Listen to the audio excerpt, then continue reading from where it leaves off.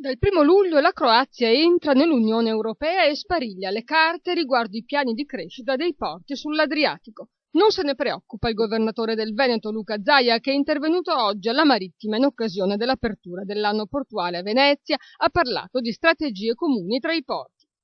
C'è una grande partita che è quella di Venezia, che è quella di Monfalcone, Fiume, Dubrovnik e Capodistria. Sono tutti porti che comunque possono dialogare assolutamente assieme, debbono dialogare. Dall'altro io come Presidente dell'Euroregio Senza Confini vi ricordo che abbiamo investito e stiamo ottenendo cantieri per quel che è il corridoio Baltico-Adriatico, vuol dire 5 giorni in meno di navigazione delle navi che inevitabilmente arrivando da Suez in Mediterraneo dovrebbero uscire da Gibilterra per andare nel Mare del Nord.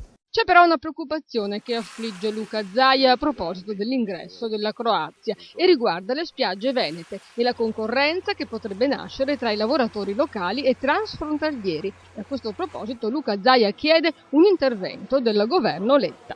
Esiste un grosso problema che è quello dei transiti per lavoro sui quali noi ci dobbiamo esporre. Non capisco per quale motivo il primo ministro Letta non prende in mano la situazione. Ho visto un provvedimento del sottosegretario che parla di moratoria rispetto alle occupazioni stabili, ma lascia aperto il varco per le stagionalità. Cioè, dire a uno di Parenzo vai a farti la stagione o di Zagabria a farti la stagione a Jesolo, a Caorle o al Cavallino da qualche parte e ti fai un po' di mesi, magari ti prendi anche la disoccupazione, direi che non va bene.